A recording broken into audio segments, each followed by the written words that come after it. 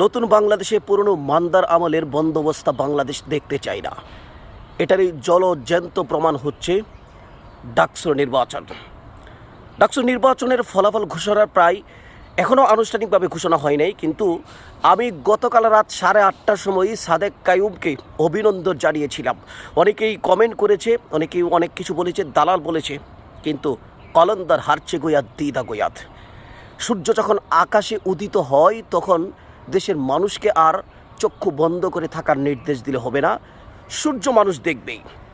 এটা সূর্য উদয় হয়েছে। নতুন বাংলাদেশে নতুন তরুণ সমাজ পুরনো সেই বন্দোবস্ত দেখতে চাই না। বাংলাদেশ পরিবর্তন চাই। মুখে মুখে বড় দল বললেই চলবে না। এদেশের মানুষের মন জয় করার জন্য এখন কাজ করতে হবে। সারা দেশে যেই চাঁদাবাজি হয়েছে, সেই চাঁদাবাজির পরেও আপনারা মনে করেন আপনাদেরকে মানুষ ভোট দিবে? ভোটের নির্বাচনে আসলে জাতীয় পর্যায়ে নির্বাচনে কি হবে এটার নতুন ফুটেজ মাত্র বের হলো। ঢাবি বিশ্ববিদ্যালয়, ঢাকার বাংলাদেশের প্রাণ কেন্দ্র, সেই মগজে কি ভরাডুবি হয়েছে। সাদেক কাইয়ুম 14,000 ভোট পেয়ে বিপুল ব্যবধানে এখন পর্যন্ত ঘোষণা ছাড়াই সে বিজয়ী হয়েছে।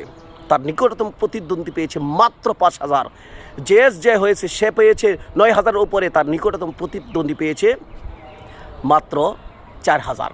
12 আর 4,000 বিশাল ব্যবধানে ঢাকা বিশ্ববিদ্যালয়ের মূল যে দায়িত্ব ছাত্র সংসদের ভিপি এবং জিএস নিয়ে গেছে জামাত এবং শিবিরের দখলে। শিবির না, এটা জেনে জনগণের এদেশের মনের আকাঙ্ক্ষা এবং তারুণ্যের আকাঙ্ক্ষা, জুলাইয়ের আকাঙ্ক্ষা ছিল ফেয়ার ইলেকশন হবে এবং সেই ইলেকশনে এদেশের মানুষ যাদের টুটি চেপে দেশের মানুষের ক্ষমতাকে কুক্ষিগত করে রেখেছে এবং দেশের মানুষের ভোটার অধিকার হরণ করেছিল সেই ফ্যাসিস্ট হাসিনা সরকার, সে হাসিনা বিদায় হয়েছে। এখন আর মানুষ ভয় পায় না। অতএব আপনাদের কাজ করতে হবে, আর না হয় এদেশের মানুষ আপনাদেরকে সেই নেপালের মতো করবে। আপনারা তো ভুলে যান কয়েকদিন পর পর, কিন্তু আপনাদেরকে মনে রাখতে হবে এদেশের মানুষ আপনাদেরকে দেখতে চায় না ক্ষমতার মস্তদে, অন্তত আর কখনো।